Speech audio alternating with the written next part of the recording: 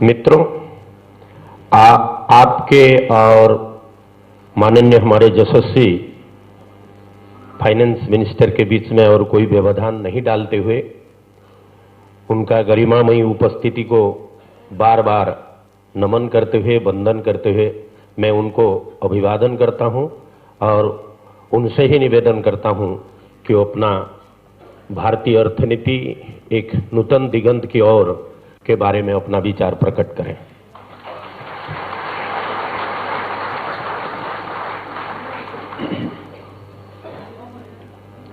Bharatiya Janata party के उड़ीसा प्रांत के अध्यक्ष श्री बसंत पांडा जी,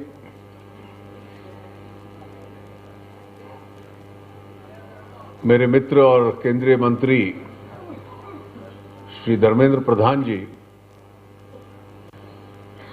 श्री कनक सिंह देव जी और इस सभा कक्ष में आए मित्रों, मैं सर्वप्रथम श्री बसंत पांडा और उनके सभी साथियों का आभारी हूं कि इस कार्यक्रम को उन्होंने आयोजित किया है।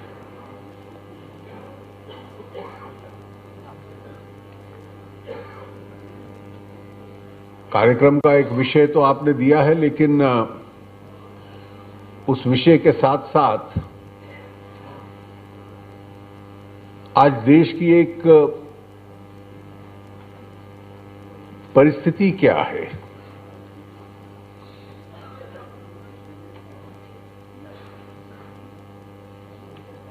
श्रीमान नरेंद्र मोदी जी के नेतृत्व में केंद्र में सरकार बनी 2.5 साल बीत चुके हैं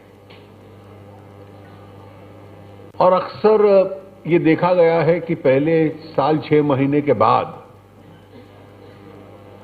जब बड़े उत्साह से नई सरकार बनती है तो सरकार के प्रति उत्साह कई बार कम हो जाता है और उसके कई कारण होते हैं। कई बार ऐसा लगता है कि जो नेतृत्व की चमक है वो घट गई, जो उनसे उम्मीद थी वो पूरी नहीं हुई,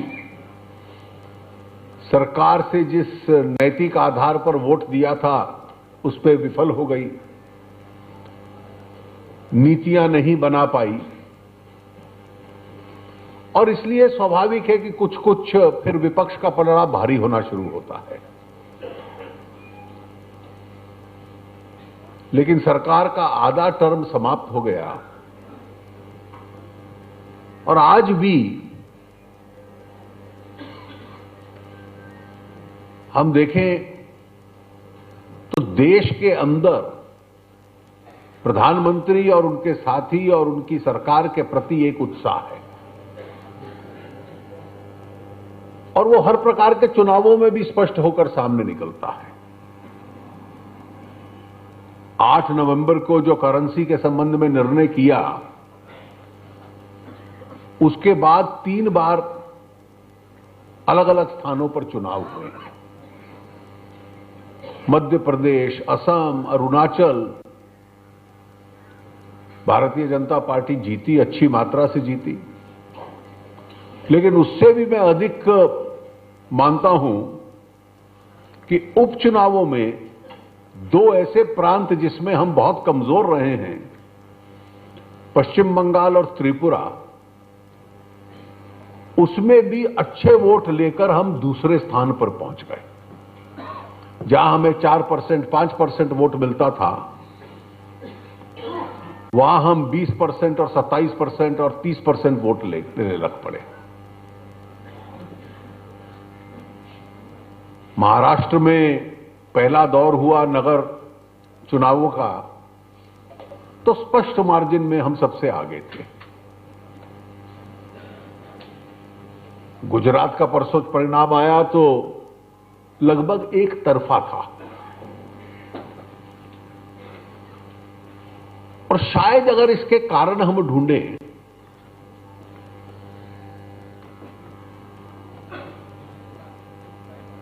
तो कई आपको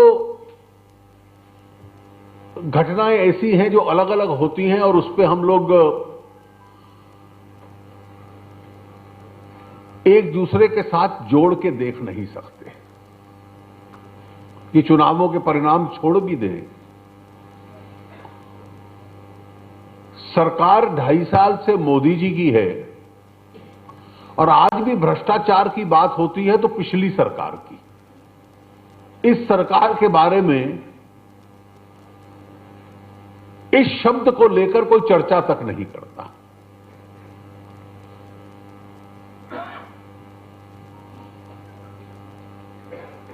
आज भी, पहले भी बहुत प्रधानमंत्री हुए हैं, बहुत लोकप्रिय नेता हुए हैं जो प्रधानमंत्री बने।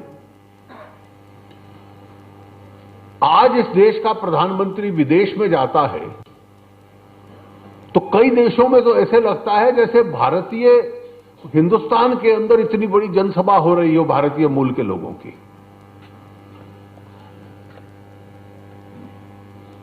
पहली बार दुनिया के संस्थाएं ये बात करती हैं कि India has become the bright spot, India is in a sweet spot, India is the fastest growing economy in the world. और उसको लेकर जो एक गर्व और उत्साह महसूस होता है, ये उसका परिणाम बनता है।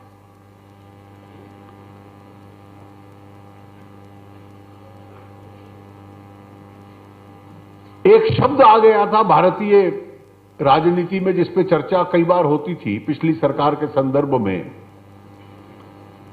Policy paralysis. लकवा मार गया है, निर्णय नहीं कर पाते, सरकार के निर्णय लेने की प्रक्रिया में एक सुस्ती है, कोई कठोर निर्णय, कठिन निर्णय लेने से डरते हैं।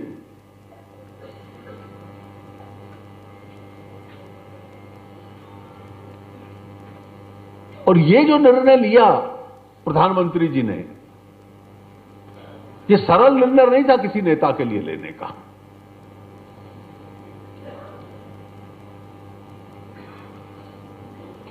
सत्तर साल से इस देश में क्या व्यवस्था थी और उस व्यवस्था से टकरा जाना, उस व्यवस्था को और जो सोच उस व्यवस्था को पैदा करती है,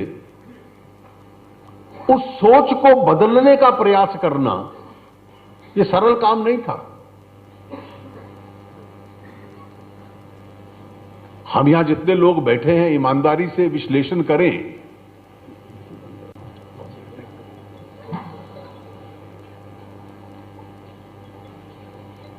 तो भारत का सामान्य जीवन क्या था।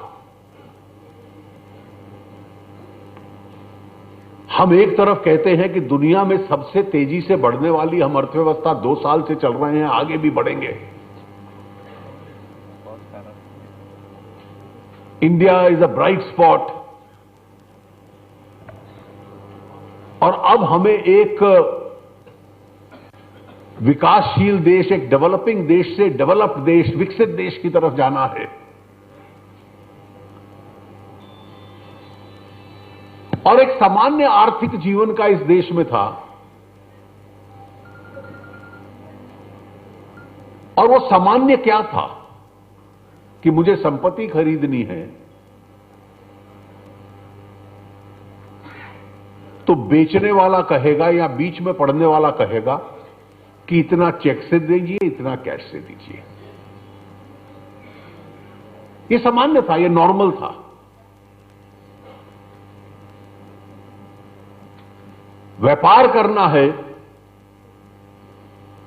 तो इतना कच्चे में होगा, इतना पक्के में होगा। ये हमारी शब्दावली का अंग था।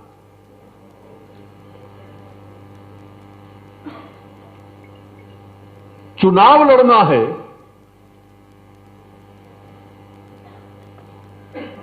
कौन दे रहा है, कैसे दे रहा है, यह उस सामान्य जीवन का एक अंग बन चुका है।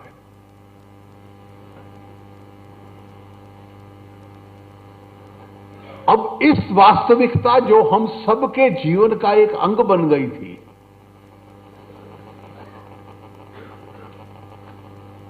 अब हाल में अमेरिका में चुनाव हुए, यूरोप में होते हैं,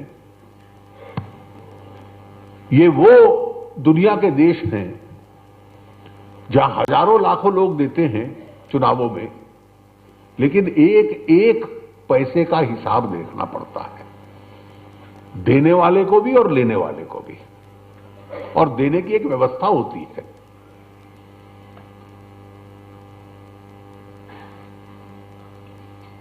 कोई कल्पना नहीं कर सकता कई देशों में कि संपत्ति खरीदनी है तो इस प्रकार से होगी।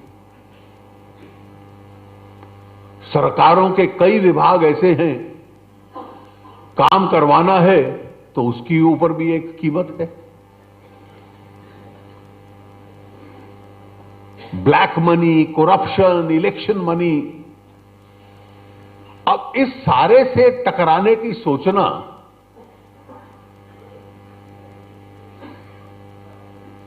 और जबकि व्यवस्था में इतना स्वार्थ है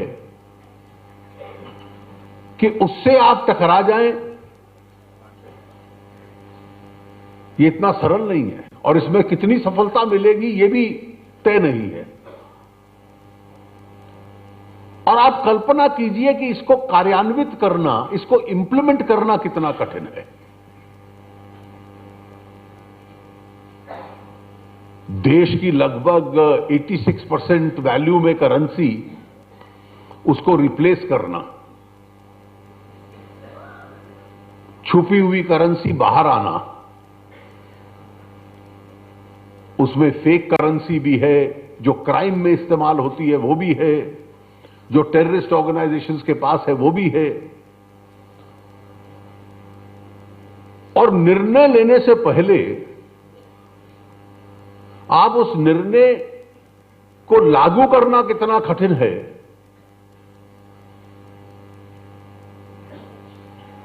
कि आप एक दिन निर्णय लेते हैं तो अधिक से अधिक एक दिन बैंक बंद रखेंगे, तो 24 घंटे के भीतर वैकल्पिक करेंसी बाजार में आ जाना। और ये वो वैकल्पिक करेंसी है जिसको छापने में, जिसके सिक्योरिटी फीचर्स और जिसको छापने में बहुत लंबा समय भी लगता है। कोई दिन या सप्ताह नहीं लगते, महीने और वर्ष लगते हैं। अब उसकी छपाई पूरी कर देना, वो काफी हद तक उसको बना लेना, वहां रिजर्व बैंक उसको 4000 उसकी करेंसी चेस्ट है वहां भेजता है, वहां से बंडल बनकर देश में 1.25 लाख बैंक, 1,55,000 पोस्ट ऑफिस,